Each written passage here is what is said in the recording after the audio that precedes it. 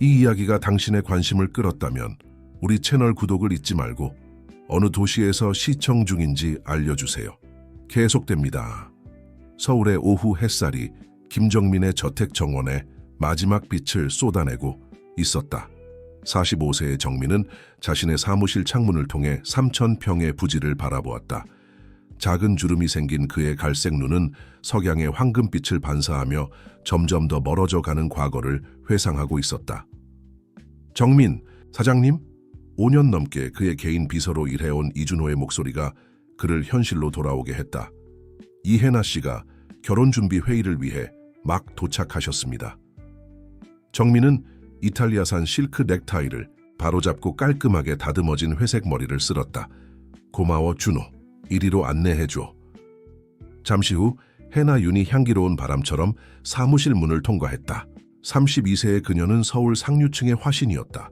완벽하게 스타일링된 금발, 발렌티노 드레스, 그리고 그녀의 특권적인 배경을 분명히 드러내는 자세. 여보, 오늘 드레스 피팅에서 무슨 일이 있었는지 믿지 못할 거예요. 해나가 다가와 약혼자의 입술에 가벼운 키스를 남겼다. 박소영이 감히 우리 결혼식이 더 소박할 수도 있다고 제안했어요. 그녀는 마치 심각한 모욕이라도 되는 것처럼 마지막 단어를 발음했다. 정민은 웃었다. 약혼녀가 지위와 외관에 대해 신경 쓰는 것에 이미 익숙해져 있었다. 그래서 뭐라고 대답했어? 당연히 이 규모의 행사는 웅장해야 한다고 말했죠. 아무래도 서울에서 가장 성공한 사업가가 윤가의 상속녀와 결혼하는 날이 매일 있는 일은 아니잖아요. 해나는 사무실을 돌아다니기 시작했고 그녀의 루부탱 힐이 이탈리아산 대리석 바닥에 울려 퍼졌다. 손님 얘기가 나와서 말인데 그녀는 벽에 걸린 오래된 사진 앞에 멈추며 계속했다. 뭔가 색다른 것을 생각하고 있었어요.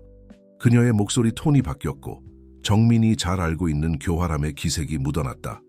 어떻게 색다르게? 그는 가슴에서 불안감이 커지는 것을 느끼며 물었다. 당신이 내게 했던 이야기 기억나요? 당신이 시작할 때 도움을 준 여자에 대해? 어떻게 말해야 할까? 덜 특권적인 사람? 해나는 미소 지었다. 눈까지 도달하지 않는 미소였다.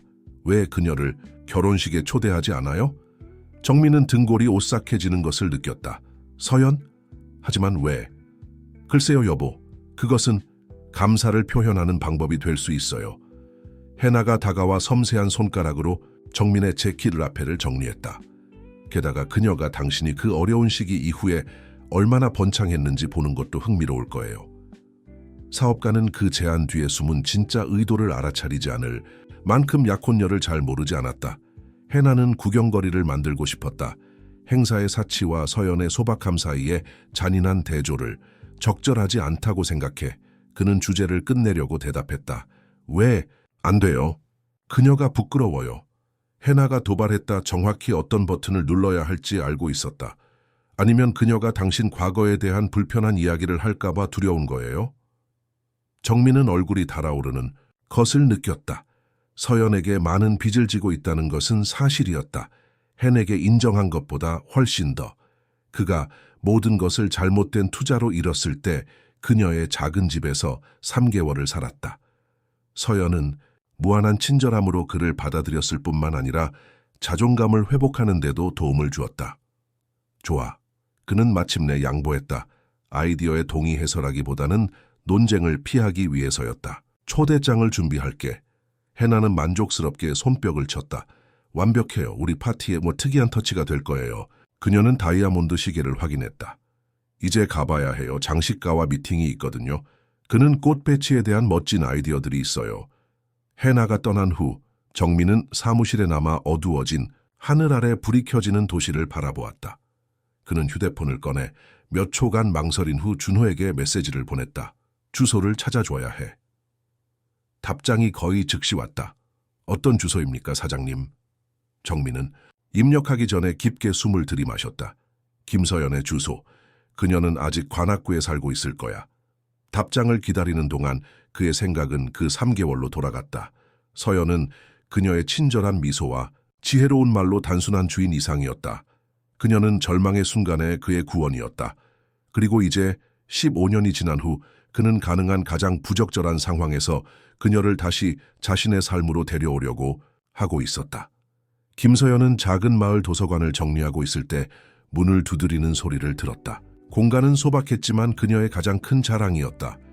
재활용 목재로 만든 책장들에는 기증받은 수백 권의 책이 있었고 벽에는 동네 아이들이 그린 그림들로 장식되어 있었다. 들어오세요. 그녀는 단순한 테두리의 안경을 고쳤으며 말했다. 그녀의 젊은 자원봉사 조수인 지은이 손에 봉투를 들고 나타났다. 서연 선생님, 이게 선생님께 왔어요. 배달부가 중요하다고 했어요. 서연은 그 정교한 질감에 놀라며 봉투를 받았다.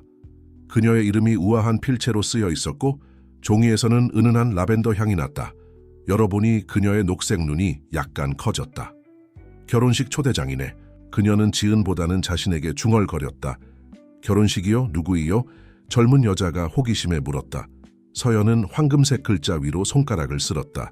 정민, 김과 해나, 윤. 그녀의 목소리에는 지은이 전에 들어본 적 없는 감정의 혼합이 담겨 있었다.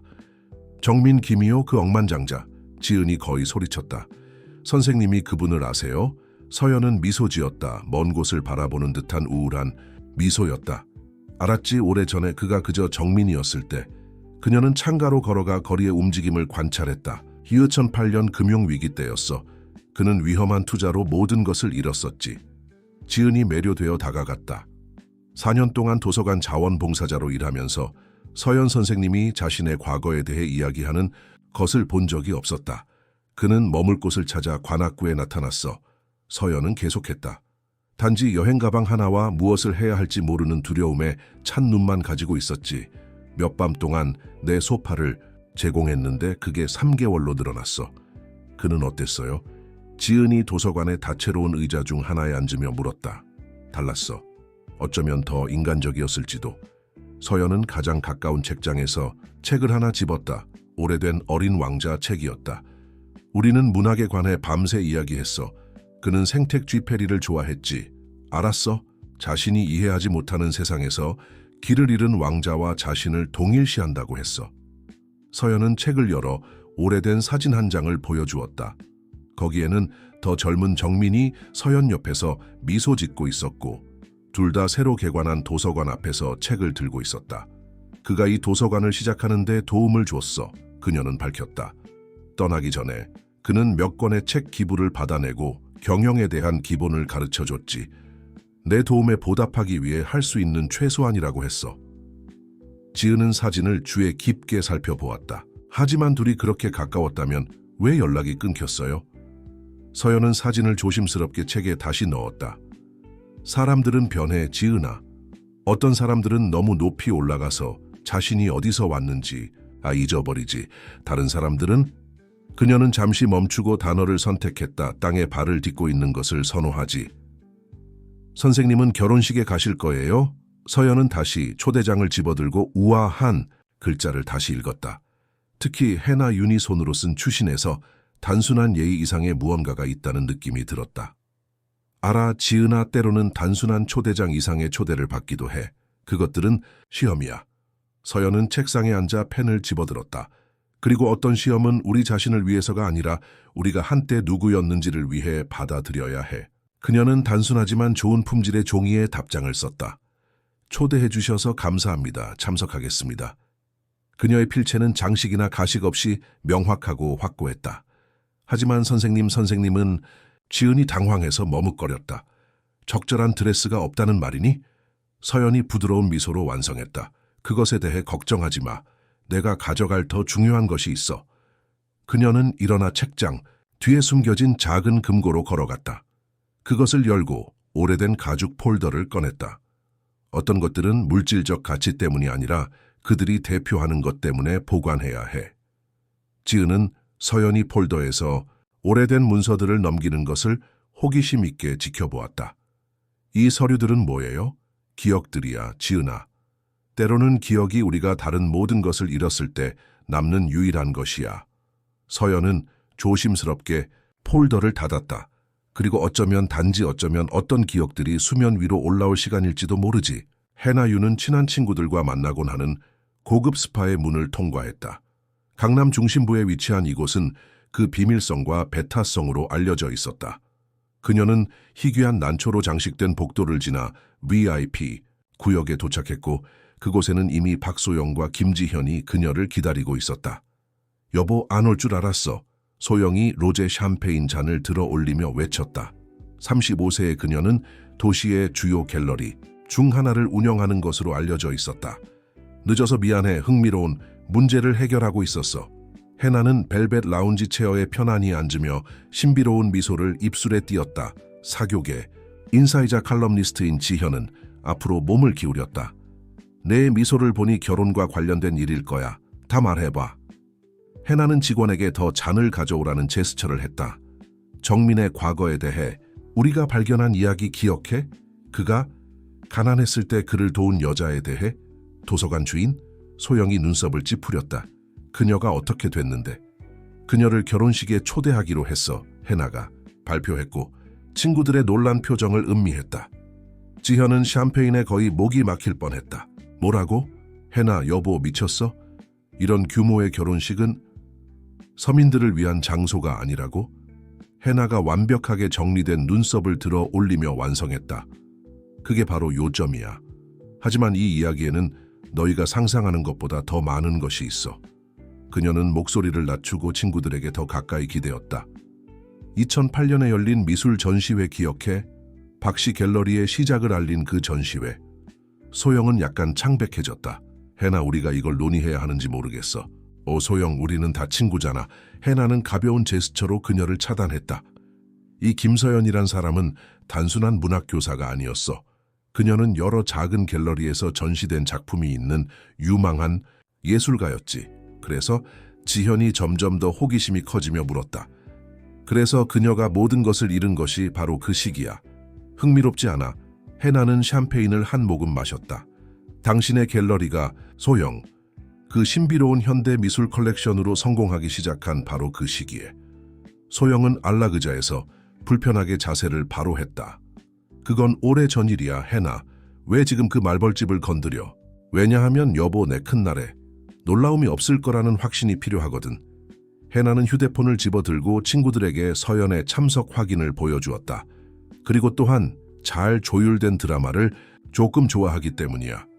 하지만 그녀가 뭔가 말하기로 결정하면 어떡해? 지현이 물었고 그녀의 기자 정신은 이미 가능한 스캔들을 예상하고 있었다. 그게 가장 좋은 부분이야. 해나가 미소 지으며 기대 앉았다.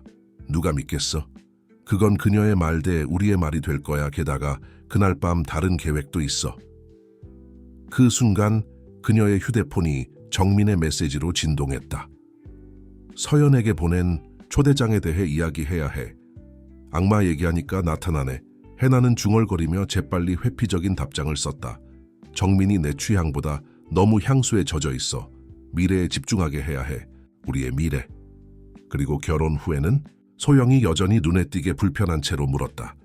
해나는 에르메스 가방에 휴대폰을 넣으며 계산적인 표정을 지었다. 결혼 후에 내 사랑, 모든 것이 바뀌어. 김가의 제국은 새로운 방향이 필요할 거야. 더 현대적인. 너 생각하는 건? 지현은 충격받아 말을 흐렸다. 내 미래를 보장한다고? 해나가 완성했다. 항상. 정민은 제국을 건설했을지 모르지만 그것을 확장하기 위한 비전을 가진 누군가가 필요해. 그리고 우리의 친구 서연에 관해서는 그녀는 극적인 일시 정지를 했다. 글쎄, 때로는 그들로부터 마침내 자유로워지기 위해 우리의 유령들과 마주해야 해서 부드러운 배경음악이 이어지는 침묵을 채웠다. 세 여성은 각자의 생각에 잠겨 곧 시작될 위험한 게임을 고려하고 있었다.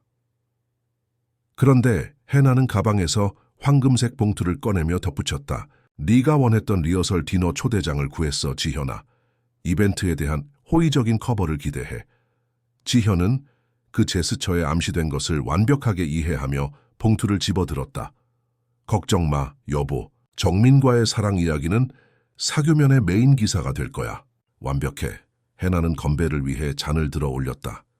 미래를 위해, 그리고 각자가 정확히 마땅한 것을 받기를. 서울에 내리는 가랑비는 정민이 포르쉐를 관악구 마을 도서관 앞에 주차하는 것을 막지 못했다. 그는 차 안에서 몇 분 동안 머물렀고 꽃과 책으로 덮인 다채로운 벽이 있는 단순하지만 잘 관리된 건물을 관찰했다. 15년이 지났지만 그 장소는 여전히 그가 기억하는 것과 같은 따뜻한 본질을 유지하고 있었다. 쇼윈도를 통해 그는 다채로운 쿠션에 앉아 소리 내어 읽는 누군가의 말을 열심히 듣고 있는 아이들의 그룹을 볼 수 있었다.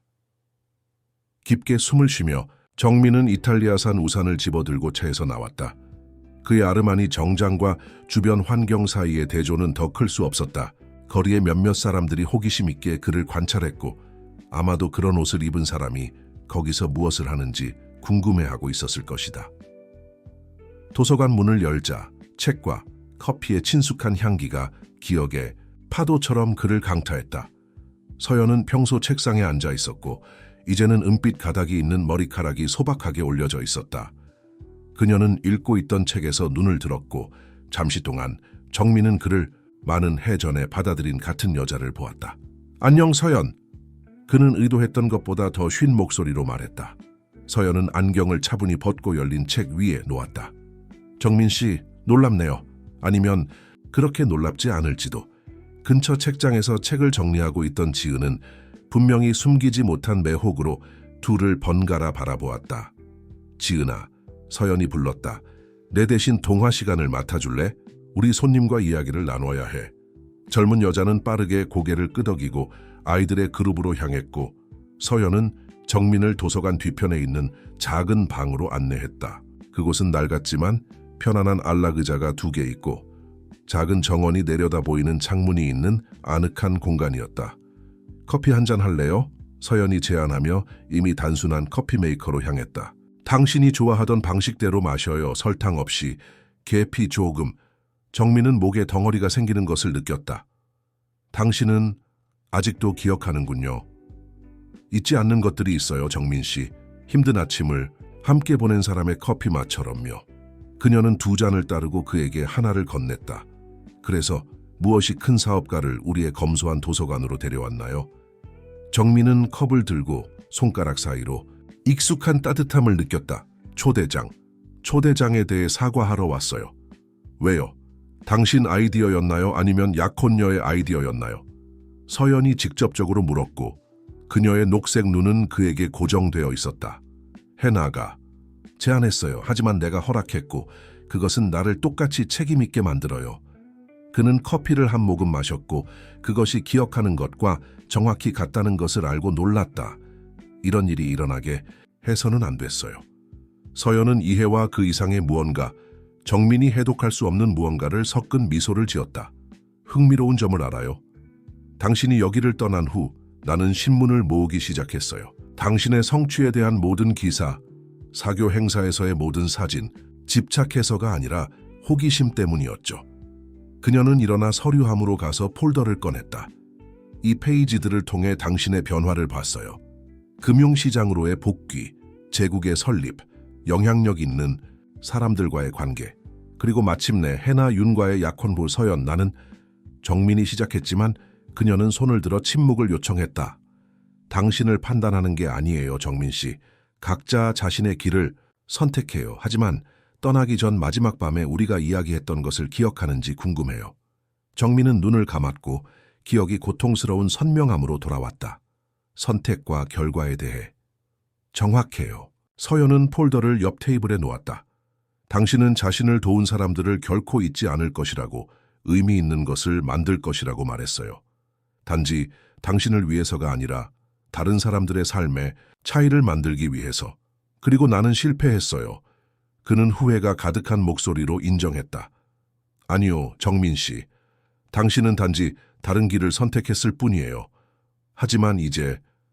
그녀는 잠시 멈추고 창문을 통해 계속 내리는 비를 바라보았다. 이제 과거와 현재가 우리 둘 다 예상하지 못한 방식으로 만날 준비가 되어 있어요. 무슨 뜻이에요? 서연은 다시 앉았고 그녀의 눈은 이제 수수께끼 같은 표정을 지니고 있었다. 당신의 약혼녀 해나, 그녀는 친절이나 인정 때문에 나를 초대한 게 아니에요. 더 큰 무언가가 있어요. 당신이 스스로 발견해야 할 무언가. 서연, 제발 더 명확하게 말해주세요. 해나에 대해 뭘 알고 있나요? 초대를 받아들일 만큼은 알고 있어요. 그녀는 단순히 대답했다. 때로는 정민 씨, 우리는 현재의 실수를 바로잡기 위해 과거를 다시 경험해야 해요. 나는 당신의 결혼식에 갈 거예요. 당신이나 해나를 위해서가 아니라 수면 위로 올라와야 하는 진실을 위해서. 정민은 등골을 타고 오싹함이 흐르는 것을 느꼈다. 서연이 말하는 방식에 무언가가 있었다. 그를 깊이 불안하게 하는 고요한 확신. 15년 전 그가 길을 찾을 것이라고 말했을 때 그녀가 보여준 것과 같은 종류의 확신. 정민은 그날 밤 잠을 이루지 못했다. 서연의 말이 머릿속에 울려 퍼지는 동안 그는 넓은 옥상 테라스를 걸으며 서울의 불빛을 바라보았다. 그녀와의 대화에서 무언가가 그가 무시할 수 없는 불안을 불러일으켰다. 그는 노트북을 집어들고 해나의 과거에 대해 검색하기 시작했다. 그녀와 곧 결혼할 예정인데도 그들이 만나기 전 그녀의 삶에 대해 알지 못하는 것이 많다는 것을 깨닫는 것은 이상했다. 초기 검색은 예상된 것만 보여주었다. 사교 행사의 사진들, 그녀의 전통적인 가문에 대한 기사들, 자선 활동에 대한 몇몇 기사들. 뭔가 맞지 않아 그는 자신에게 중얼거리며 한 잔의 음료를 따랐다. 그때 그는 전에 고려해 본 적이 없는 일을 하기로 결정했다. 윤가의 역사를 철저히 조사하는 것. 다음 날 아침 여의도의 사무실에서 정민은 신뢰할 수 있는 사설 탐정인 서재호를 불렀다. 윤가에 대해 찾을 수 있는 모든 것이 필요해요. 특히 2007년에서 2009년 사이와 관련된 것. 그는 예비 정보가 담긴 봉투를 건네며 지시했다. 중년의 신중한 남자인 재호는 눈썹을 찌푸렸다. 그 특정 기간에는 특별한 이유가 있나요? 해나가 사교 행사에 등장하기 시작한 때예요. 정민이 설명했다. 그리고 또한 서연이 모든 것을 잃었을 때이기도 해요. 서연? 같은 서연인가요? 네, 나를 도운 바로 그 사람이에요. 정민이 중단하며 지친 얼굴을 손으로 쓸었다. 연결고리가 있는지 알아야 해요. 재호가 조사를 시작하기 위해 나가는 동안 정민은 해나로부터 메시지를 받았다. 여보, 오늘 아버지와의 저녁 식사 잊지 마세요. 그는 결혼 후 회사 합병에 대한 몇 가지 세부 사항을 논의하고 싶어 하세요. 합병. 또 다른 그의 잠을 방해하는 주제. 해나의 아버지인 윤태주는 결혼 후 두 가문의 대기업을 통합하여 국내 최대 그룹 중 하나를 만들자고 제안했다. 처음에는 탁월한 전략적 움직임처럼 보였지만 이제 전화가 울려 그의 생각을 중단시켰다. 준호였다. 그의 비서. 정민 사장님, 로비의 서연 선생님의 친구라는 여성분이 계세요. 급하다고 하시네요. 정민은 심장이 빨라지는 것을 느꼈다. 이름이 뭐라고 했죠? 지은이라고 합니다. 급하다고 하세요.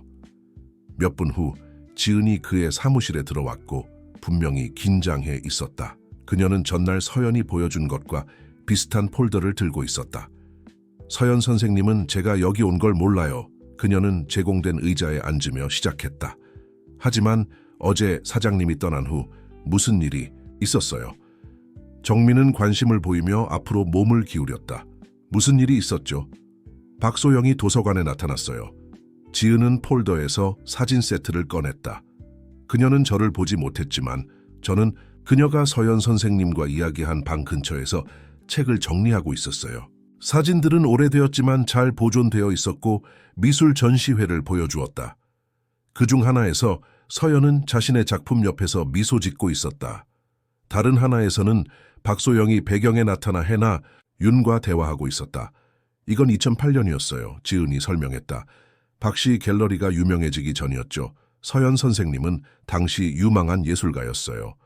정민은 주의 깊게 사진을 살펴보았다. 왜 이걸 보여주는 거죠? 어제 대화의 일부를 들었기 때문이에요.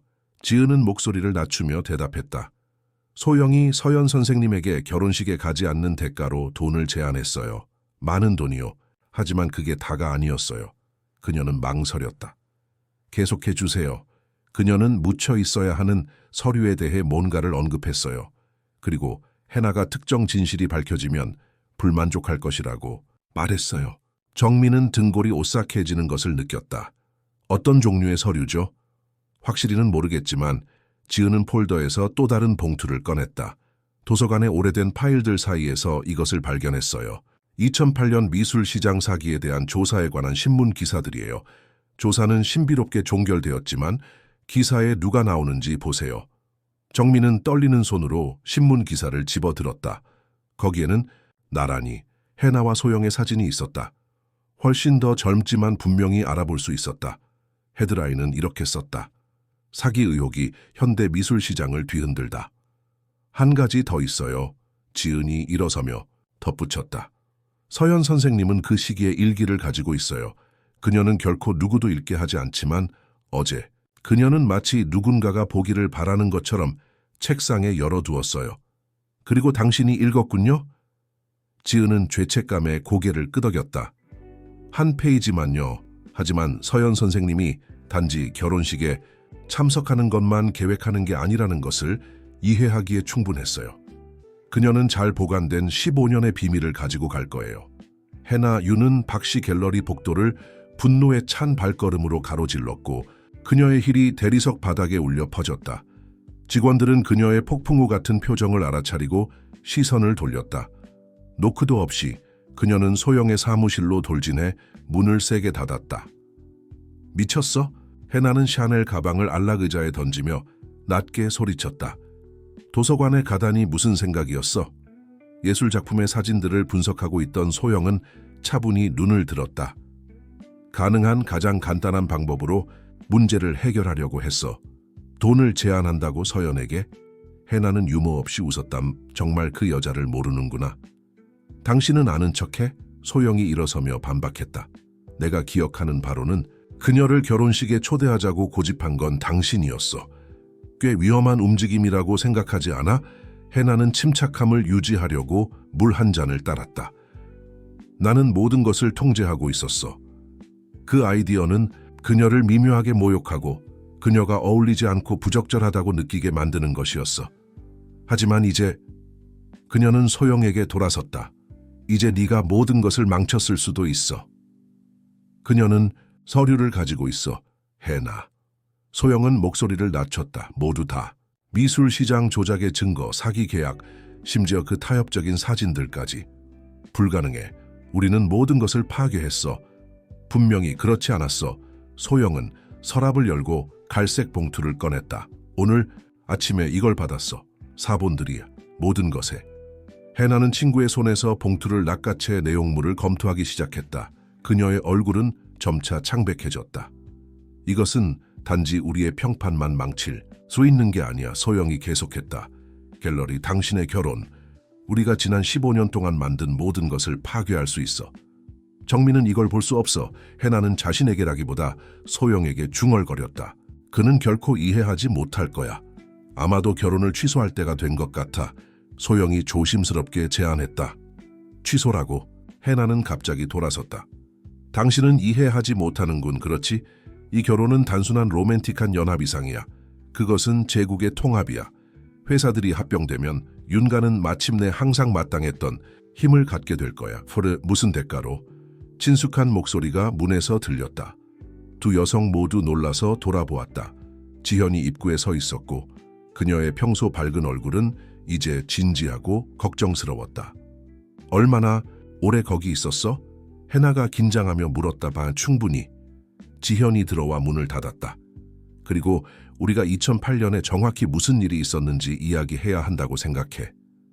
해나는 갑자기 지친 듯 안락의자에 몸을 던졌다. 뭘 알고 싶어? 진실. 지현은 앉으며 대답했다. 왜냐하면 만약 서연이 말하기로 결정하면 내 칼럼에서 어떤 이야기를 변호해야 할지 알아야 하니까. 변호할 이야기가 없어. 소영이 끼어들었다. 만약 그녀가 말하면 우린 끝장이야. 해나는 갑자기 일어났고 그녀의 마음속에 아이디어가 형성되고 있었다. 반드시 그렇지는 않아. 우리는 아직 속임수가 있어. 그녀는 휴대폰을 집어들고 빠르게 타이핑하기 시작했다. 뭐 하는 거야? 소영이 불안하게 물었다. 전략을 바꾸는 거야. 해나는 미소 지었지만 차갑고 계산적인 미소였다. 만약 서연이 전쟁을 원한다면 우리는 그녀에게 적절한 전장을 줄 거야. 리허설. 디너는 내일 밤 호텔 메인 홀에서 열릴 거야. 그리고 우리는 그녀에게 정확히 원하는 것을 줄 거야. 정중. 해나는 휴대폰을 넣었다. 하지만 그것은 우리의 조건에서, 우리의 영역에서 이루어질 거야. 김서연이 진짜 누구인지 모두에게 보여줄 시간이야. 해나. 지현이 걱정스럽게 시작했다. 이건 역효과를 낼 수 있어. 그렇지 않을 거야. 해나는 확신을 가지고 단언했다. 왜냐하면 그녀가 15년 전 서류를 가지고 있는 동안 나는 훨씬 더 가치 있는 것을 가지고 있으니까. 영향력. 그리고 우리 세계에서는 여보 영향력이 어떤 진실보다 더 가치 있어. 그녀는 가방을 집어들고 문으로 향했다. 잠시만 멈췄다. 아, 그리고 소영, 내일 밤 작은 깜짝 전시회를 준비해. 몇몇 특정 작품들을 다시 살펴볼 때가 온 것 같아. 해나가 나간 후 소영과 지현은 걱정스러운 시선을 교환했다. 그녀는 통제력을 잃었어. 지현이 중얼거렸다. 아니, 소영이 전화를 들며 대답했다. 그녀는 단지 진짜 게임을 시작한 거야. 그리고 내가 해나를 아는 한 이건 누구에게도 좋게 끝나지 않을 거야. 관악구에 저녁이 내릴 때 서연은 도서관에서 마지막 책들을 정리하고 있었다. 지은은 그녀의 멘토가 다가오는 일을 고려하면 이상하게도 평온해 보이는 것에 주목하며 걱정스럽게 그녀를 관찰했다. 서연 선생님, 지은이 망설이며 시작했다. 정말 리허설 디너에 가실 건가요? 소영의 방문 이후 서연은 미소 지으며 안경을 고쳤었다. 알아, 지은아, 인생에는 우리가 두려움에 정면으로 맞서야 하는 순간들이 있어. 이것이 그런 순간 중 하나야. 그녀는 도서관 뒤편의 작은 방으로 걸어갔고 그곳에는 단순하지만 우아한 남색 드레스가 걸려 있었다. 옆에 작은 테이블 위에는 오래된 조각된 나무 상자가 놓여 있었다. 이 드레스, 서연은 천을 만지며 설명했다. 내가 미술 개막식에서 마지막으로 입은 옷이야. 내 큰 밤이 될 예정이었어. 예술가로서의 인정. 무슨 일이 있었어요? 서연은 나무 상자를 열어 세심하게 정리된 서류 세트를 보여주었다.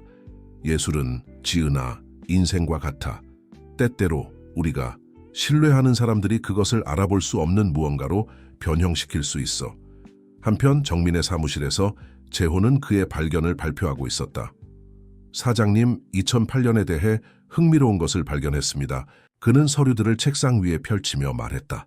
박씨 갤러리는 그 해에 갑자기 나타났고 인상적인 현대 미술 컬렉션을 가지고 있었습니다. 특이한 점은 여러 작품이 단순히 사라진 예술가들의 서명이 있다는 것입니다. 정민은 주의 깊게 서류를 검토했다. 그리고 서연은 그녀는 당시 가장 유망한 예술가 중 하나였습니다. 여러 중요한 갤러리에서 전시가 예정되어 있었고 비평가들이 그녀의 작품을 칭찬하고 있었습니다. 그런데 갑자기 모든 것이 멈췄습니다. 어떻게 멈췄다는 거죠? 재호는 오래된 신문 기사를 집어들었다. 그녀의 작품이 의문시되었습니다. 위조에 대한 소문이 돌았고 그녀가 다른 예술가들을 모방했다는 것에 대해 그녀의 평판은 몇 주 만에 파괴되었습니다. 정민은 가슴이 조여드는 것을 느꼈다. 그리고 해나 이 모든 것과 그녀의 연결고리는 무엇인가요? 그녀는 당시 미술 시장에서 시작하고 있었습니다. 중요한 컬렉터들을 위한 컨설턴트로 일하면서 흥미롭게도 서연이 모방했다고 추정된 많은 작품들이 박씨 갤러리의 개막 컬렉션에 들어갔습니다. 정민의 전화가 해나의 메시지로 진동했다. 하여보 리허설 디너가 오늘 밤으로 앞당겨졌다는 것을 잊지 마세요. 소영이 갤러리에서 특별한 깜짝 선물을 준비했어요. 그는 메시지를 오랫동안 바라보았다. 재호 씨, 한 가지 더 해주세요. 그 시기에 갤러리 거래에 대해 가능한 모든 것을 알아내세요. 돈을 추적해보세요. 서연의 아파트에서 지은은 그녀의 멘토가 저녁 식사를 위해 준비하는 것을 도왔다. 서연 선생님, 선생님을 위해 뭔가 가져왔어요. 지은은 작은 상자를 내밀었다. 제 할머니의 진주예요. 할머니는 항상 진주가 지혜와 보호를 가져온다고 말씀하셨어요. 서연은 상자를 열어 섬세한 진주 목걸이를 보여주었다. 그녀의 눈이 눈물로 가득 찼다. 지은아 선생님은 이 몇 년 동안 저에게 많은 것을 가르쳐 주셨어요. 지은은 그녀가 목걸이를 착용하는 것을 도우며 말했다.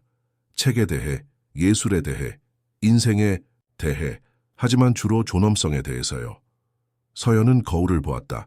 남색 드레스는 완벽하게 맞았고 진주는 그녀의 피부에 부드럽게 빛났으며 그녀의 회색 머리는 우아하게 낮은 롤로 묶여 있었다무 알아, 지은아. 그녀는 서류를 보관한 가방을 집어들며 말했다.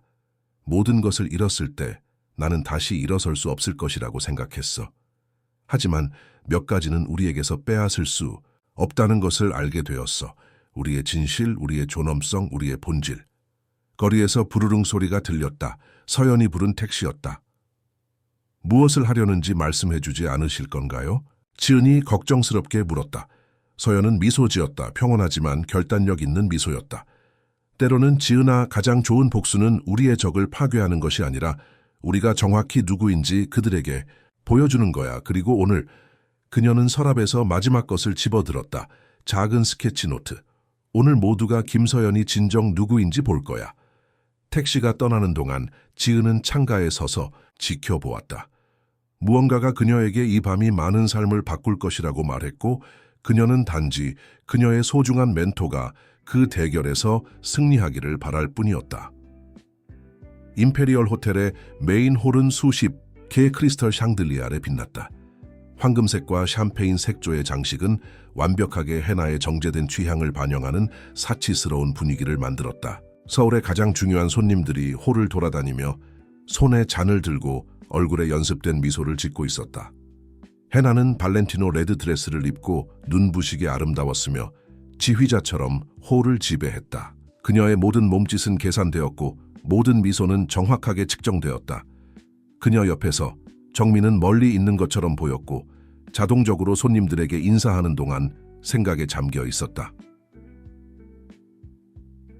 여보, 헤나가 속삭이며 그의 팔을 살짝 쥐었다.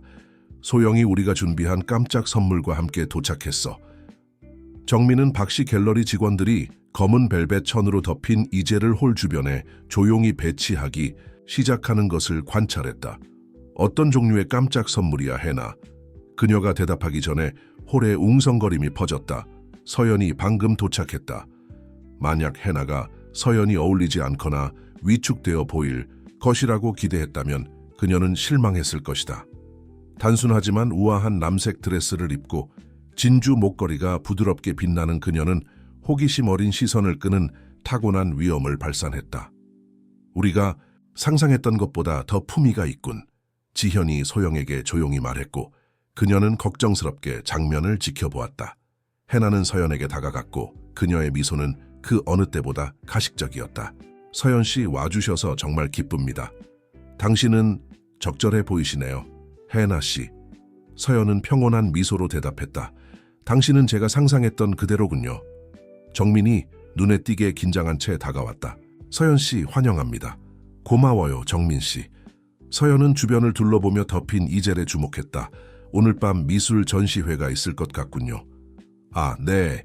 헤나는 가짜 흥분으로 외쳤다. 소영이 특별한 것을 준비했어요. 일종의 회고전이랄까요. 헤나의 아버지인 윤태준이 그룹에 합류했다. 그는 회색 머리와 꿰뚫어보는 눈빛을 가진 인상적인 남자였다. 그래서 이분이 유명한 서연 씨군요. 헤나가 당신과 정민의 흥미로운 이야기를 들려주었어요. 윤 사장님, 서연은 공손하게 인사했다. 따님이 분명 여러 해에 걸쳐 많은 흥미로운 이야기를 해주셨겠군요. 서연의 어조에 무언가가 헤나를 감지할 수 없을 정도로 움츠러들게 했다. 주목해. 주세요. 소영은 은 숟가락으로 유리잔을 두드려 참석자들의 주의를 끌었다. 오늘 밤의 특별한 축하 행사의 일환으로 작은 전시회를 준비했습니다. 이 작품들은 특별한 역사를 가지고 있으며 여기 참석한 몇몇 분들과 연결되어 있습니다. 갤러리 직원들이 이젤을 덮고 있는 체온을 하나씩 제거하기 시작했다. 서연은 침묵 속에 관찰했고 그녀의 얼굴은 평온함의 가면이었다. 이 작품들은 소영이 계속했다. 한국 현대 미술사의 중요한 순간을 대표합니다. 그 순간은 그녀는 1초 동안 망설였다. 진정한 재능이 인정받은 순간이죠. 작품에 다가갔던 정민은 몇몇에서 친숙한 스타일을 알아보고 굳어졌다. 그는 서연을 보고 그 다음 헤나를 보며 이해하기 시작했다. 당신의 단어 선택이 흥미롭군요. 소영 씨, 서연이 말했고 그녀의 목소리는 침착했지만 모두가 들을 수 있을 만큼 충분히 명확했다. 그녀는 가방을 열고 오래된 스케치북을 꺼냈다. 특히 내가 여기 이 작품들 중 여러 개의 원래 스케치를 가지고 있다는 것을 고려하면 말이죠. 무거운 침묵이 홀에 내려앉았다. 헤나가 한 걸음 앞으로 나서며 상황을 통제하려고 했다. 서연 씨, 당신은 혼란스러운 것 같아요. 이 작품들은 박씨 갤러리의 합법적인 소유예요. 정말요? 서연은 스케치북을 열며 물었다. 그렇다면 어떻게 설명하시겠어요, 제가? 여기 다른 예술가들이 만들었다고 주장하는 작품들의 예비 연구를 가지고 있는 것을 날짜와 서명이 있는? 소영은 눈에 띄게 창백해졌다. 근처에 있던 지현은 조용히 핸드폰에 메모를 시작했다. 이건 말도 안 돼요. 해나는 웃으려고 했지만 그녀의 목소리는 약간 떨렸다. 정민 여보, 그녀가 이런 터무니없는 비난으로 우리의 특별한 밤을 망치게 두지 않을 거죠. 정민은 한 걸음 앞으로 나섰고 그의 눈은 전시된 작품에 고정되어 있었다. 사실 해나, 우리 모두 서연 씨가 할 말을 들어야 한다고 생각해. 서연이 전시된 작품들 쪽으로 차분히 걸어가는 동안 홀의 침묵은 거의 만질 수 있을 정도였다. 그녀의 발걸음은 대리석 바닥에 울려 퍼지며 증가하는 긴장감의 각 순간을 표시했다. 이것, 그녀는 파란색과 금색 톤의 추상 캔버스 앞에 멈추며 말했다. 관악구에서 일출을 관찰하며 보낸 아침에서 영감을 받았어요. 그녀는 스케치북의 특정 페이지를 열었다. 날짜를 보세요. 2008년 3월 15일. 그것이 신비롭게 박씨 갤러리의 첫 전시회에 나타나기 3개월 전이에요. 아무도 다시는 보지 못한 예술가의 서명으로 소영이 개입하려고 한 걸음 앞으로 나섰다. 서연 씨, 당신은 매우 심각한 주장을 하고 있어요. 아니요, 소영 씨. 서연은 부드럽게 그녀를 중단시켰다. 저는 단지 이야기를 하고 있어요. 3명의 야심찬 여성이 어떻게 다른 사람들의 작업 위에 제국을 건설하기로 결정했는지에 대한 이야기요. 해나는 강제적인 웃음을 터뜨렸다. 이건 말도 안 돼요. 정민, 당신은 아무것도 하지 않을 건가요? 서연의 스케치북을 주의 깊게 살펴보고 있던 정민은 눈을 들었다. 내가 정확히 무엇을 하길 원해, 해나? 진실이 드러나는 것을 막으라고? 무슨 진실? 윤태준이 그룹에 다가오며 우레와 같이 말했다. 내 딸은 미술 시장에서 흠잡을 데 없는 평판을 쌓았어. 서연은 슬프게 미소 지었다. 정말 그랬군요, 윤 사장님. 여러 예술가들의 경력의 폐허 위에 말이에요. 저는 단지 첫 번째였을 뿐이죠. 그녀는 금속과 유리로 된 조각품인 다른 작품으로 걸어갔다. 이 작품, 이것은 특히 흥미로운 이야기가 있어요. 그녀는 가방에서 황변된 봉투를 꺼냈다. 여기 제 작품을 전시하기로 한 갤러리와 제가 서명한 원래 계약이 있어요. 흥미롭게도 전시회가 취소되기 일주일 전에 윤가에 의해 인수된 갤러리죠. 손님들은 서로 속삭이기 시작했고 일부는 이미 그 순간을 기록하기 위해 휴대폰을 꺼내고 있었다. 지현은 한쪽 구석에서 휴대폰에 격렬하게 타이핑하고 있었다. 그만! 해나가 분노로 얼굴이 붉어지며 소리쳤다. 15년 후에 여기 나타나서 우리가 만든 모든 것을 파괴할 수 있다고 생각해요. 만들었다고요?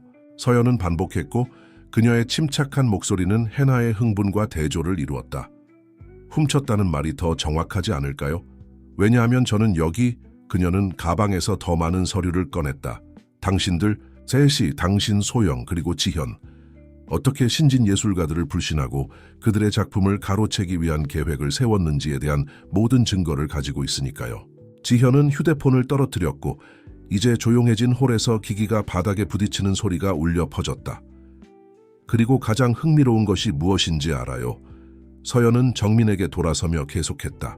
그 첫 번째 갤러리를 구매하는 데 사용된 돈은 해나가 당신을 만난 일주일 후에 K맨 제도에 개설된 계좌에서 왔어요. 정민은 창백해졌다. 무슨 말이에요? 당신의 돈, 정민 씨. 서연은 부드럽게 설명했다. 당신이 합법적인 예술 펀드라고 생각하고 투자한 돈. 해나는 전체 계획의 시작을 자금 조달하기 위해 당신의 신뢰를 이용했어요. 해나는 서연을 향해 돌진했지만 정민이 그녀의 팔을 붙잡았다. 사실이야? 그는 억제된 분노로 떨리는 목소리로 물었다. 정민, 당신은 이해하지 못해요. 해나는 자신을 정당화하려고 했다. 나는 이 모든 것을 우리를 위해 했어요. 위대한 것을 만들기 위해서. 우리를 위해? 정민은 쓴 웃음을 터뜨렸다. 아니면 너 자신을 위해서. 모든 것을 계산적인 눈으로 관찰하며 침묵을 지켰던 윤태준이 마침내 말했다. 해나, 이 여자가 정확히 무슨 말을 하고 있는 거지? 아빠, 그녀의 말을 듣지 마세요. 모두 거짓말이에요. 서류는 거짓말하지 않아요. 서연이 윤태준에게 폴더를 내밀며 중단시켰다. 모두 여기 있어요. 사기 계약, 의심스러운 은행 송금, 타협적인 이메일들. 심지어 그녀는 의미심장한 일시 정지를 했다. 이 모든 작전에 대해 당신이 의도적으로 어둠 속에 남겨진 방법을 보여주는 일부 이메일도요. 해나의 얼굴에서 모든 색이 빠져나갔다. 어떻게 이 모든 것을 얻었어요? 서연은 미소 지었다. 슬프고 아는 미소였다. 15년 동안 단지 도서관을 관리하며 보냈을 거라고 상상하지 않았겠죠? 그 해의 메일은 당신들이 파괴하려고 했던 퍼즐을 재구성하는 데 바쳐졌어요. 그리고 무엇을 발견했는지 알아요? 그녀는 충격받은 손님들의 얼굴을 향해 홀을 둘러보았다. 진실은 우리가 묻으려고 아무리 노력해도 항상 표면으로 돌아오는 길을 찾는다는 것을요. 임페리얼 호텔 홀에 혼란이 일어났다. 손님들은 조용히 떠나는 사람들과 드라마의 전개를 목격하기 위해 매혹되어 남아있는 사람들로 나뉘었다. 윤태준은 서류를 확보했고 점점 더 우울해지는 표정으로 그것들을 검토하고 있었다. 15년, 정민은 여전히 해나의 팔을 잡고 중얼거렸다. 15년 동안 거짓말에 기반한 삶을 만들었어. 해나는 갑자기 팔을 뿌리쳤다. 거짓말, 나는 제국을 건설했어. 평범한 갤러리를 나라에서 가장 중요한 갤러리 중 하나로 변화시켰어. 몇몇 실패한 예술가들이 기회를 잃었다고 무슨 상관이야. 세상은 그렇게 돌아가는 거야. 세상이 그렇게 돌아간다고, 해나? 서연은 다가가며 부드럽게 물었다. 아니면 그저 매일 밤 잠들기 전에 자신에게 주는 변명일 뿐인가요? 그때까지 충격 상태에 있던 소영은 출구로 다가가려고 했지만 윤태준의 몸짓에 의해 중단되었다. 아무도 이 홀을 떠나지 않는다. 그는 우레와 같은 목소리로 명령했다. 우리 가족의 돈에 정확히 무슨 일이 일어났는지 이해할 때까지. 아빠, 해나가 달콤한 목소리로 시도했다. 모든 것을 설명할 수 있어요. 설명? 윤태준이 그녀를 중단시켰다. 횡령된 수백만을 어떻게 설명할 거지? 유령 회사들, 뇌물을 받은 미술 비평가들. 그는 손에 있는 서류를 흔들었다. 너는 단지 미술 시장을 속인 게 아니야, 해나. 너는 우리 가족의 신뢰를 배신했어. 정민은 몇 걸음 뒤로 물러섰고 그의 마음은 모든 정보를 처리하려고 노력하고 있었다. 그는 폭풍 속에서도 평온함을 유지하고 있는 서연을 바라보았다. 왜 지금? 그는 그녀에게 물었다. 왜 그렇게 오래 기다렸나요? 어떤 진실은 익을 필요가 있기 때문이에요. 서연은 그녀의 눈이 그의 눈을 만나며 대답했다. 당신이 내 집을 떠난 그 밤처럼 기억나요? 당신은 의미 있는 것을 만들겠다고, 차이를 만드는 무언가를 만들겠다고 말했어요. 나는 당신을 믿었어요. 정민 씨. 그리고 이 모든 하해 동안 당신이 그 약속을 기억할 것이라는 희망을 지켰어요. 휴대폰을 회수한 지현이 한 걸음 앞으로 나섰다. 저도 고백할 것이 있어요. 그녀는 떨리는 목소리로 말했다. 저는 단지 계획의 공모자가 아니었어요. 서연과 다른 예술가들에 대한 명예훼손 기사를 쓴 것은 저였어요. 해나는 분노에 찬 채로 그녀를 향해 돌아섰다. 닥쳐, 바보야. 아니, 해나. 지현은 턱을 들며 대답했다. 이제 거짓말은 그만. 이제 조작은 그만. 주변을 봐. 당신은 졌어. 실제로 장면은 처참했다. 남아있는 손님들은 공포와 매혹의 혼합으로 장면을 관찰하고 있었다. 미술 작품들은 이제 새로운 빛 아래 벽에서 그들의 진정한 근원을 외치는 것 같았다. 가장 아이러니한 것이 무엇인지 알아요? 서연은 그림 중 하나로 걸어가며 말했다. 당신들은 단지 미술 작품 이상의 것을 훔쳤어요. 꿈, 이야기, 예술이 대표하는 바로 그 본질을 훔쳤어요. 정민은 서연이 관악구의 일출에서 영감을 받았다고 언급한 그림 중 하나에 다가갔다. 이걸 샀어. 그는 감정이 가득한 목소리로 말했다. 내 첫 중요한 예술 투자였어. 해나, 당신은 나에게 그가 유망한 예술가라고, 안전한 투자라고 확신시켰어. 그랬죠. 해나가 반박했다. 그 그림은 5년 만에 500% 이상 가치가 올랐어요. 왜냐하면 당신들이 시장을 조작했기 때문이죠. 윤태준이 여전히 서류를 분석하며 완성했다. 모든 평가, 모든 비평, 모든 판매, 모두 정교한 속임수였어. 서연은 다시 한번 스케치북을 열었다. 이 그림의 진짜 이야기를 알고 싶으세요? 정민 씨? 그녀는 자세히 날짜가 기록되고 주석이 달린 예비 연구를 보여주었다. 당신이 내 베란다에 앉아 당신의 인생을 위한 새로운 방향을 찾으려고 했던 아침들에서 영감을 받았어요. 각 분놀림은 우리가 나눈 대화를 나타내고 각 파란색 톤은 새로운 시작의 약속을 나타내요. 이어지는 침묵은 귀청이 터질 듯했다. 정민은 서연의 스케치북과 해나를 번갈아 바라보았고 마치 그가 곧 결혼할 예정이었던 여자를 마침내 명확하게 보는 것 같았다. 결혼은 취소됐어. 그는 마침내 감정을 억제했음에도 불구하고 확고한 목소리로 발표했다. 정민, 안 돼. 해나가 그의 팔을 잡으며 소리쳤다. 당신이 하고 있는 일을 생각해봐. 회사 합병, 우리가 계획한 모든 것. 계획했다고? 그는 부드럽게 빠져나오며 말했다. 아니면 당신이 계획했어. 해나? 왜냐하면 이제 나는 당신을 정말로 전혀 알지 못했다는 것을 이해하니까. 다음 날 아침 결혼식 리허설의 재앙적인 밤 이후 정민의 사무실의 파노라마 전망은 더 이상 그렇게 인상적으로 보이지 않았다. 그는 도시가 깨어나는 것을 지켜보았고 그의 마음은 마치 무한 루프의 영화처럼 전날 밤의 사건들을 돌이켜보고 있었다. 전화는 끊임없이 울렸다. 기자들, 비즈니스, 파트너들, 호기심 많은 친구들.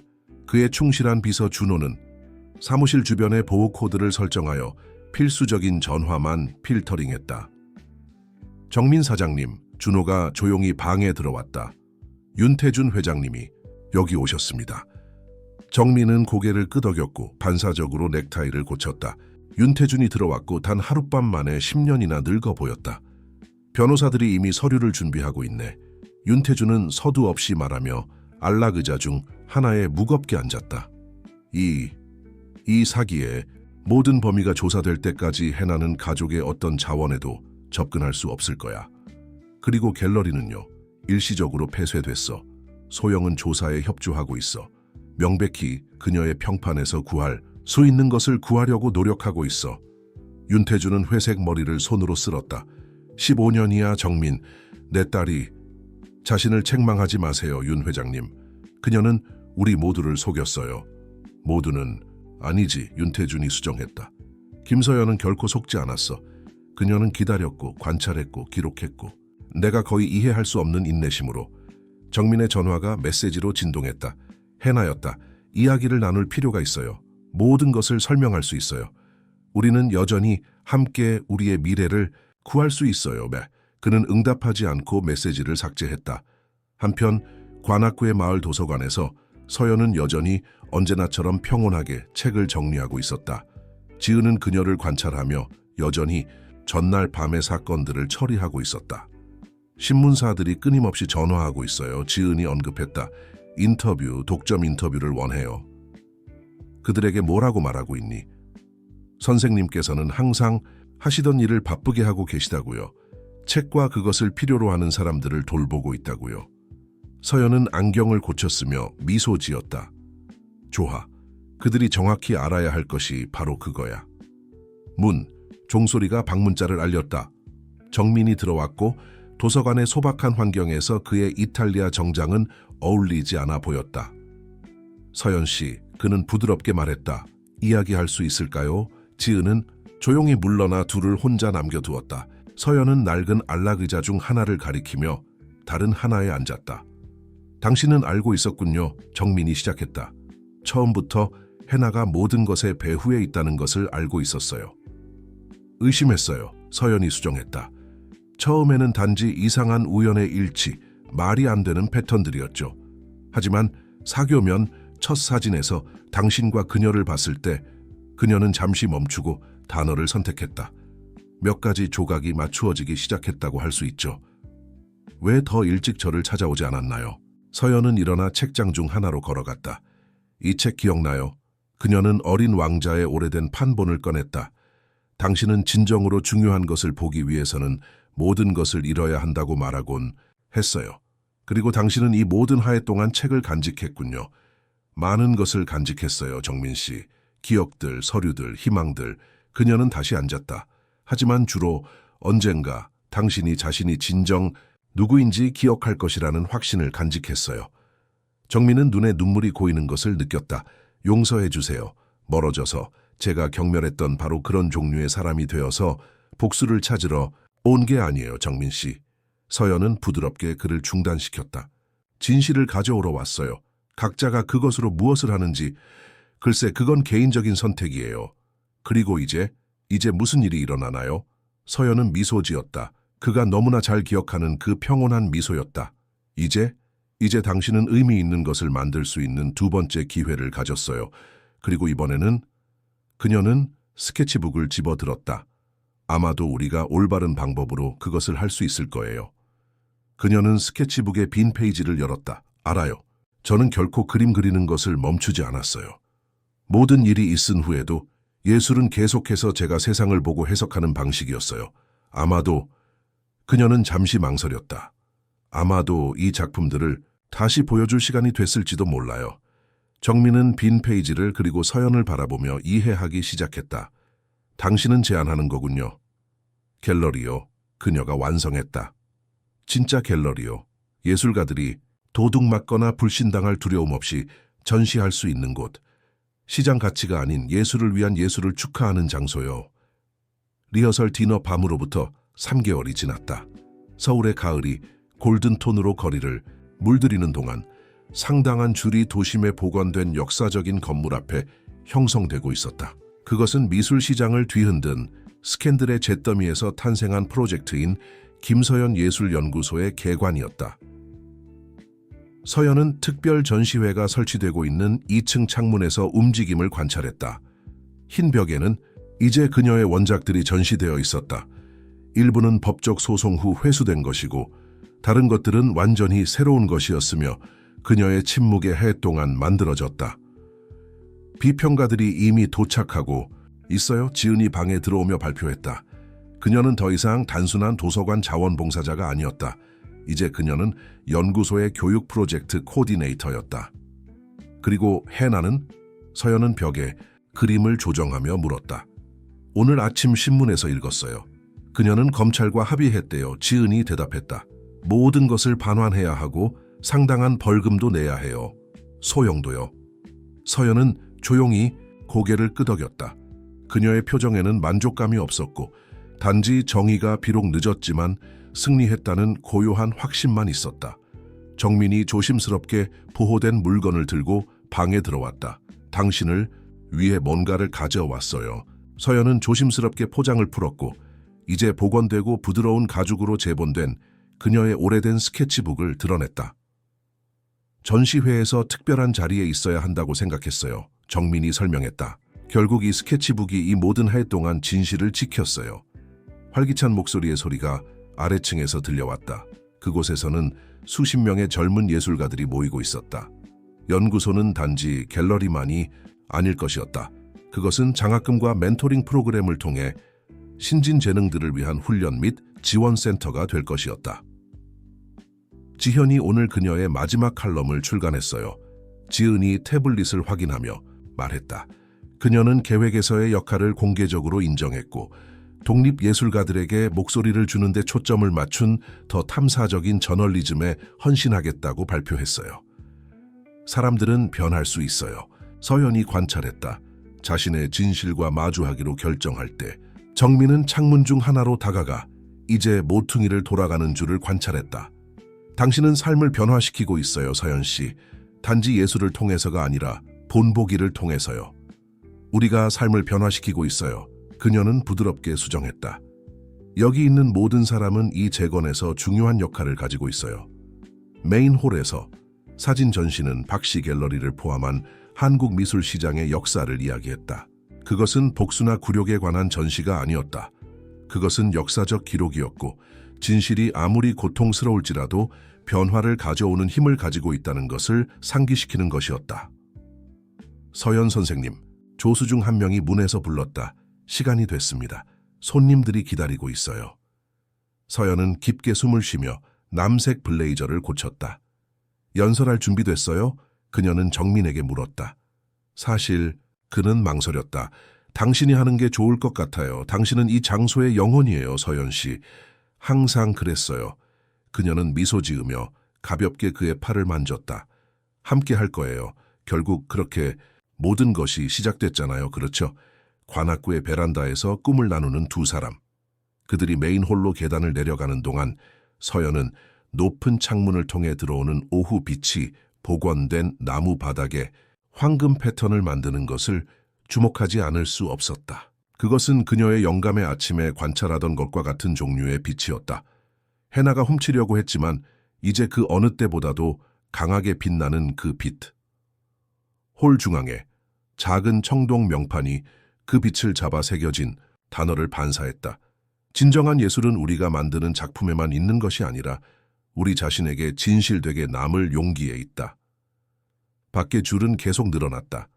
예술가들, 학생들, 비평가들, 컬렉터들, 모두 예술 전시회뿐만 아니라 진실과 성실함의 기초 위에 세워진 새로운 것의 탄생을 목격하고자 열망하고 있었다. 연구소 개관 6개월 후 서연은 내부 정원에서 드로잉 수업에 참여하는 학생들 사이를 걸었다. 전에는 버려진 중정이었던 공간은 이제 토착 나무들과 재활용 목재 벤치가 있는 작은 도시 오아시스로 변모했다. 서연 선생님, 약 17세의 젊은 예술가가 불렀다. 제 작품을 봐주실래요? 그녀는 도서관 커뮤니티에서 발견된 재능인 민호가 목탄 초상화에 작업하고 있는 이젤에 다가갔다. 소녀는 그의 선에서 사람들의 본질을 포착하는 특별한 재능을 가지고 있었다.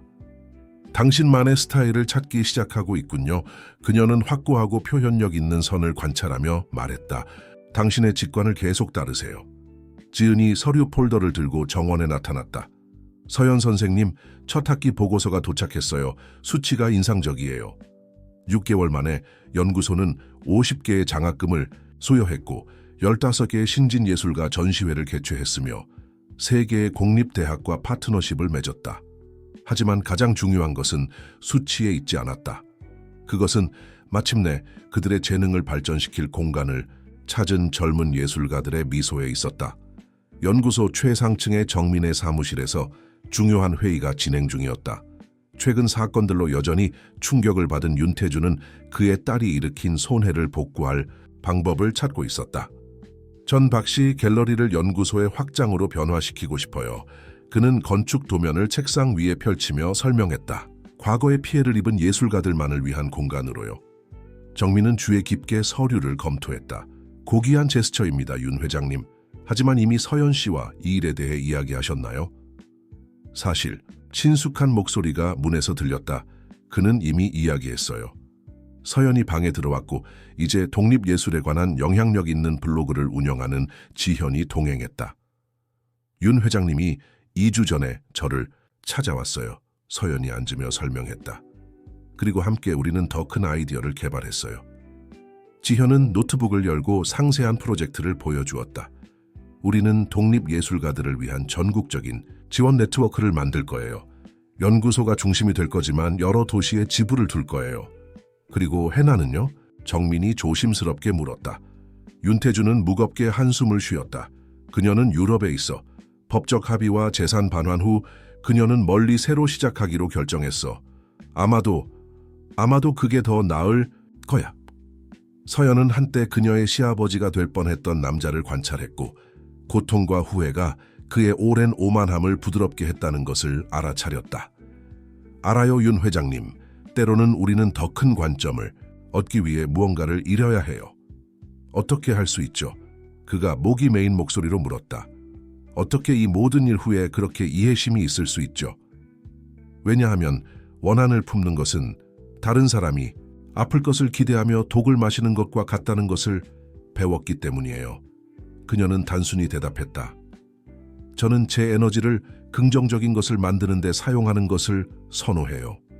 그 순간 지은이 급하게 사무실에 들어왔다. 죄송해요, 방해해서. 하지만 여러분이 이걸 보셔야 해요. 모두가 그녀를 따라 내부 정원으로 갔고 그곳에서 민호는 그의 초상화를 완성했다. 그림은 관악구의 옛 베란다에 앉아있는 서연을 보여주었고 그녀의 무릎에는 펼쳐진 책이 있었으며 얼굴에는 평온한 미소가 있었다. 배경에서 떠오르는 태양이 마치 긴 잠에서 깨어나는 것 같은 도시를 비추고 있었다. 제가 기억하는 그대로예요. 정민이 감정에 북받쳐 중얼거렸다. 정확히 그대로. 예술은 그런 힘이 있어요. 서연이 초상화를 관찰하며 말했다. 단지 이미지가 아니라 순간 감정 진실을 포착하는 힘. 윤태준이 그림에 다가갔고 그의 눈은 젖어 있었다. 이제 해나가 파괴한 것이 무엇인지 이해하겠어요. 단지 그림이나 조각이 아니었어요. 그것은 훨씬 더 소중한 무언가였어요. 하지만 또한 우리가 재건하고 있는 것을 이해하세요. 서연은 정원에 퍼져 있는 젊은 예술가들을 가리키며 대답했다. 이 재능들 각각은 새로운 가능성이에요. 이야기될 기다리는 새로운 이야기예요. 정민은 자부심과 감사의 혼합으로 장면을 관찰했다. 연구소는 단순한 속죄 프로젝트 이상이 되었다. 그것은 진정한 부활이었다.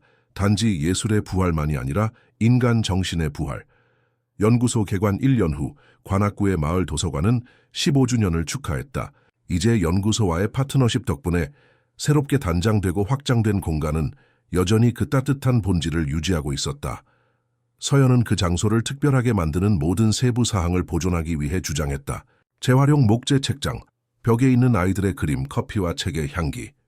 조용한 일요일 오후 최근에 기증받은 책들을 정리하는 동안 서연은 예상치 못한 편지를 받았다.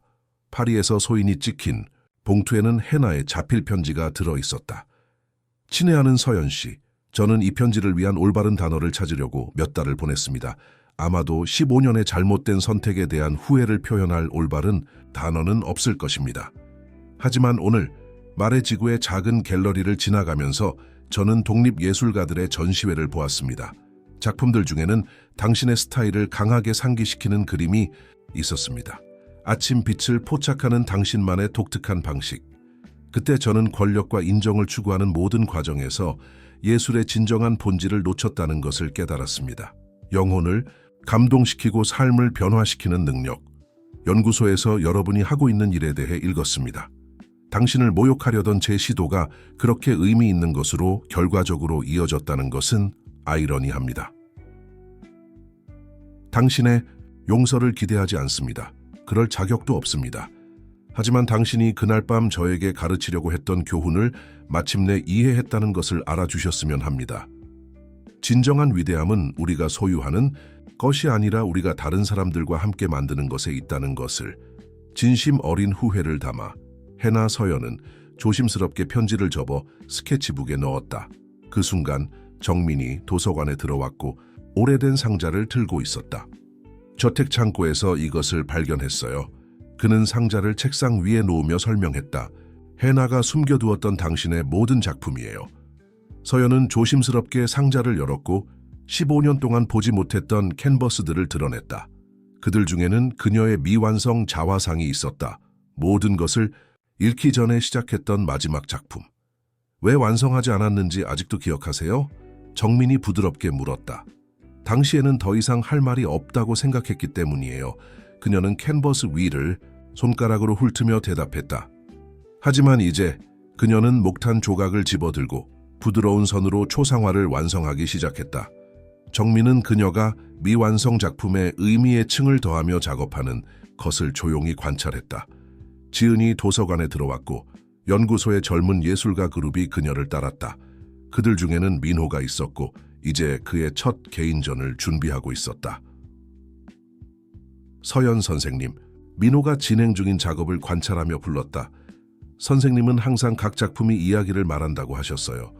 이 초상화의 이야기는 무엇인가요? 서연은 캔버스의 마지막 조정을 하며 미소 지었다. 상실과 재출발에 관한 이야기야.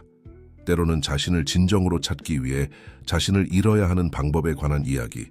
초상화는 이제 그녀의 더 젊은 얼굴뿐만 아니라 그녀의 여정의 반영도 보여주었다. 눈의 그림자에서는 획득한 지혜, 확고한 선에서는 발견된 힘, 평온한 미소에서는 도달한 평화. 알아요. 정민이 말했다. 그날 밤 결혼을 취소했을 때 모든 것을 잃는다고 생각했어요. 하지만 사실 돌아오는 길을 찾고 있었던 거예요. 서연이 완성했다. 밖에서 태양이 지기 시작했고 관악구의 하늘을 장미색과 황금색 톤으로 물들이고 있었다. 서연이 캔버스에 포착하곤 했던 것과 같은 톤, 이제 새로운 세대의 예술가들을 비추는 것과 같은 톤. 연구소는 다음 달에 100번째 장학금을 수여할 예정이에요. 지은이 메모를 확인하며 발표했다. 그리고 멘토링 프로그램은 이미 3개 도시로 확장됐어요. 서연은 도서관에 모인 젊은 예술가들을 관찰했고 각자는 자신만의 꿈과 이야기를 지니고 있었다. 그들의 눈에서 그녀는 한때 잃었다가 다시 찾은 것과 같은 희망의 빛을 보았다. 15년 전 그녀는 젊은이들을 향해 말했다. 누군가가 저에게 예술은 단지 제품일 뿐이라고, 성공은 오른쪽 숫자들로 측정된다고 확신시키려고 했어요. 오늘 여러분을 바라보며 저는 진정한 예술이 진정성 있게 존재하는 용기, 다시 시작하는 힘, 고통을 아름다움으로 변화시키는 능력에 있다는 것을 봐요. 정민은 부드럽게 그녀의 손을 잡았다. 그리고 어떤 보물은 훔쳐질 수 없다는 것을 아는 지혜에. 태양은 마침내 졌지만 도서관은 여전히 밝게 빛나고 있었다. 단지 부드러운 빛 때문만이 아니라 그곳에서 피난처를 찾은 꿈들의 빛 때문이었다. 벽에 마침내 완성된 자화상은 마치 모두에게 미소 짓는 것 같았고, 우리가 가장 위대한 예술 작품은 마음으로 창조하는 것이라는 조용한 상기의 역할을 했다.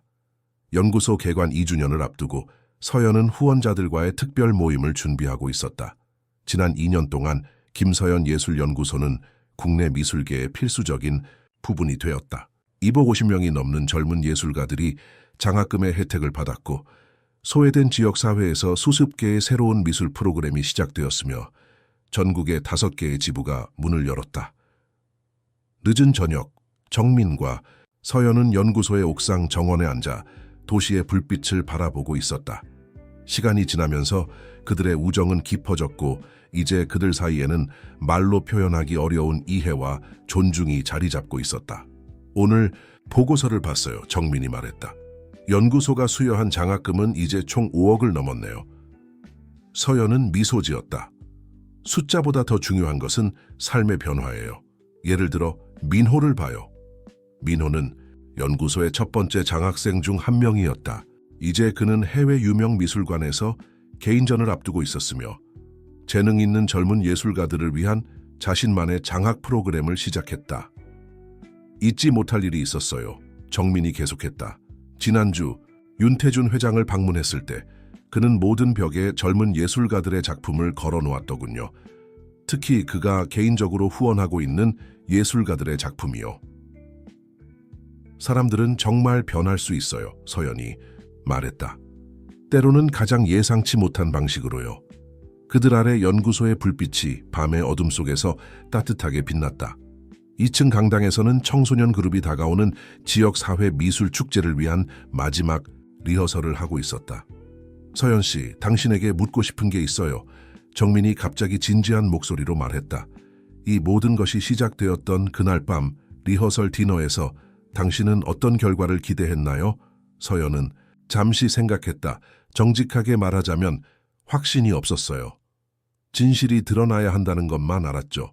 하지만 그 이후에 무슨 일이 일어날지 그건 확신할 수 없었어요. 해나가 다시 돌아올 거라고 생각하세요?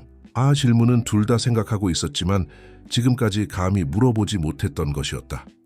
모르겠어요. 서연이 솔직하게 대답했다. 그녀의 편지에서 진정한 후회의 기색이 보였어요.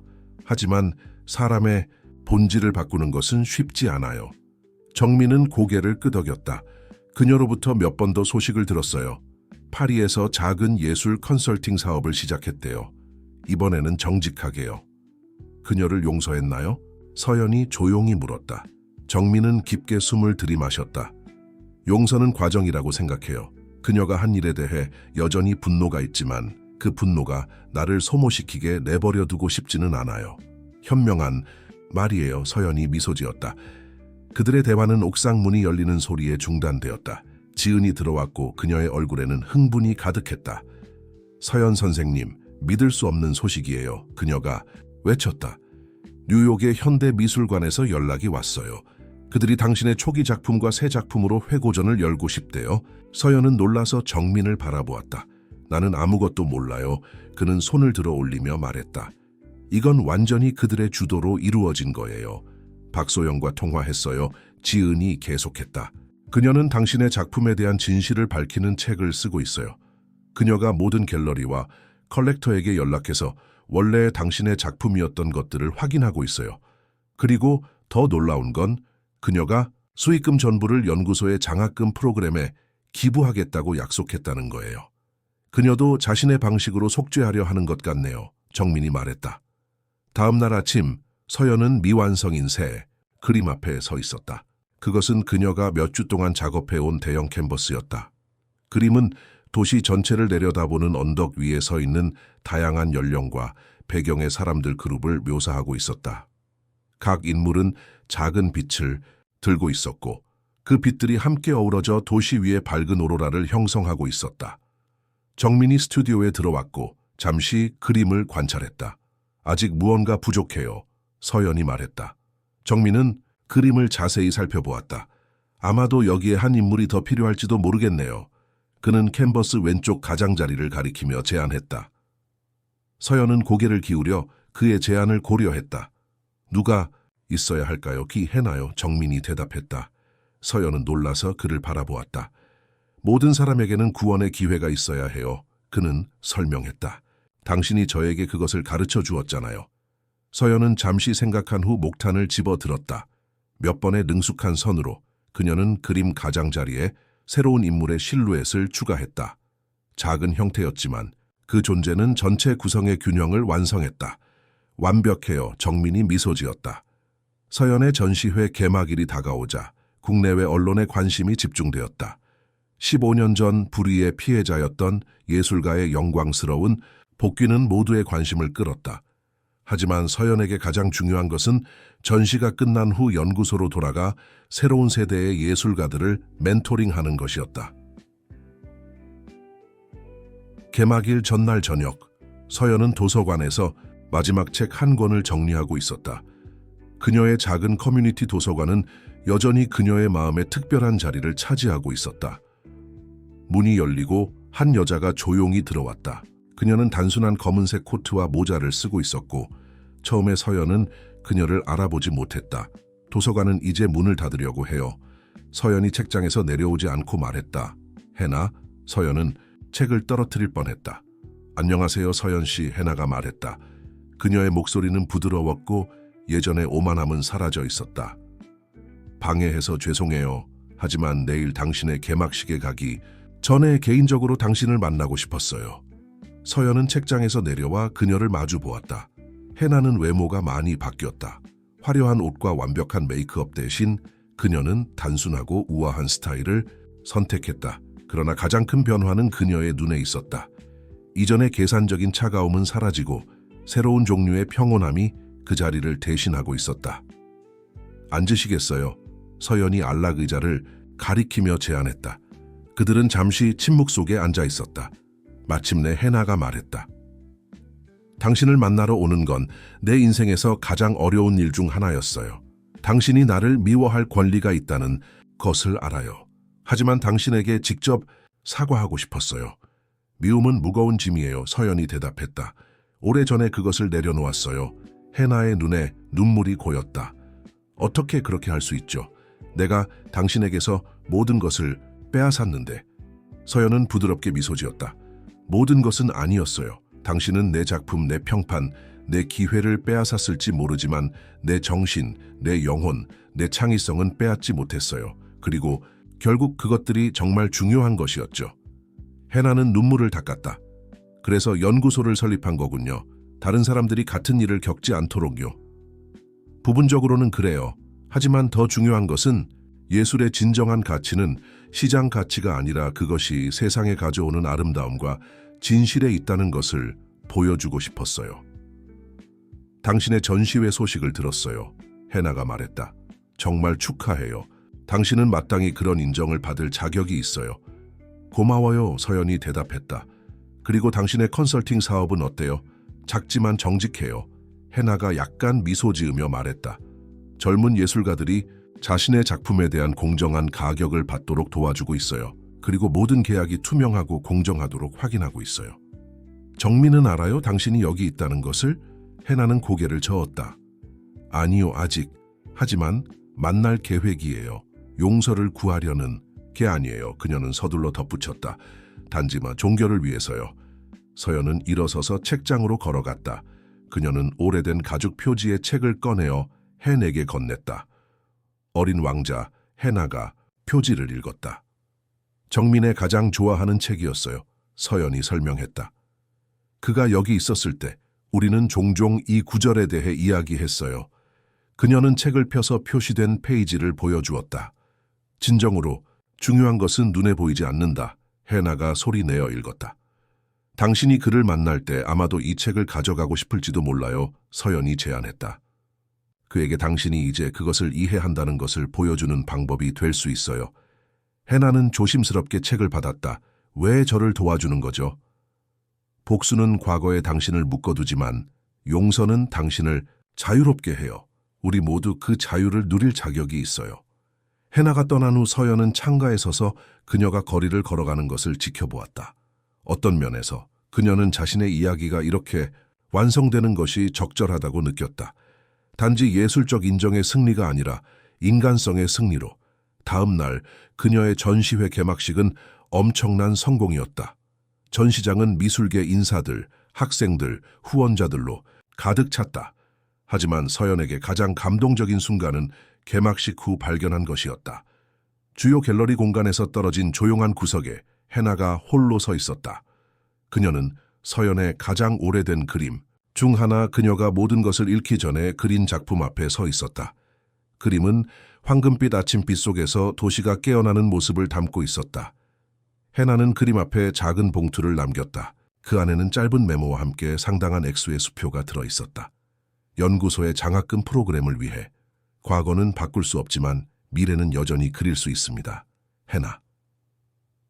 서연은 메모를 읽고 미소 지었다. 때로는 가장 어두운 그림자에서도 빛이 나올 수 있음을 알았다. 그리고 진정한 예술처럼 인생은 종종 가장 예상치 못한 방향으로 발전한다. 연구소의 성공과 서연의 전시회는 국내외 미술계에 큰 영향을 미쳤다. 그러나 서연에게는 항상 삶의 작은 순간들이 가장 가치 있었다. 처음으로 자신의 스타일을 발견하는 학생의 얼굴에 떠오르는 미소, 평생 꿈꿔왔던 그림을 마침내 그릴 용기를 찾은 노인의 떨리는 손, 예술이 어떻게 자신의 이야기를 말할 수 있게 해주었는지 설명하는 소외된 청소년의 빛나는 눈. 어느 조용한 저녁, 서연과 정민은 연구소 옥상에서 해질녘을 감상하고 있었다. 그들 앞에는 서연의 새로운 프로젝트를 위한 계획서가 펼쳐져 있었다. 전국의 빈곤 지역에 작은 예술센터 네트워크를 만드는 것이었다. 당신 덕분에 너무 많은 것이 바뀌었어요. 정민이 말했다. 서연은 고개를 저었다. 우리 덕분에요. 우리 모두 덕분이죠. 어떤 의미에서 해나조차도 포함해서요. 그게 무슨 뜻이죠? 때로는 가장 암울한 경험이 가장 중요한 교훈을 가르쳐요. 해나가 보여준 부정적인 예는 우리에게 정직과 진실성의 중요성을, 예술이 단지 상품이 아니라 영혼의 표현이라는 것을 상기시켰어요. 그녀의 방식으로. 그녀도 이 모든 것의 일부예요. 석양에 빛이 서울의 도시 위에 황금빛 광채를 뿌리며 서연의 초기 작품 중 많은 것에서 볼 수 있는 것과 같은 특별한 성질의 빛이었다. 수평선 너머로 해가 완전히 사라진 후에도 그 빛의 흔적은 여전히 하늘에 남아 있었다. 마치 아름다움은 그것을 만든 순간보다 더 오래 지속된다는 것을 상기시키는 듯. 그날 밤 늦게 서연은 도서관으로 돌아와 마지막 불을 끄기 전에 책장들 사이를 천천히 걸었다. 벽에 걸린 그녀의 자화상이 촛불빛에 부드럽게 빛났다. 얼굴에 그려진 미소는 이제 더욱 깊은 의미를 지니고 있었다. 단순한 행복의 표현이 아니라 진정한 지혜와 평화의 반영이었다. 이제 그녀는 모든 것을 소유하고 있었다. 그러나 그것은 그녀가 처음에 추구했던 것과는 완전히 다른 부에 관한 것이었다. 인정, 영향력, 그리고 무엇보다도 매일 다른 이들의 삶의 차이를 만들 수 있는 능력. 그리고 그녀는 자신의 이야기가 타인에게 영감을 주었다는 것을 알고 있었다. 자신이 한때 생각했던 것보다 더 귀중한 유산 책장들 사이에서 그녀의 손가락이 오래된 어린 왕자 책의 여분 한 권을 스쳤다. 그녀는 그것을 꺼내 첫 페이지를 열었고 정민이 많은 해 전에 써놓은 메모를 읽었다. 진정한 예술가에게, 서연에게, 당신은 내게 가장 중요한 것은 눈에 보이지 않는다는 것을 가르쳐 주었습니다. 언젠가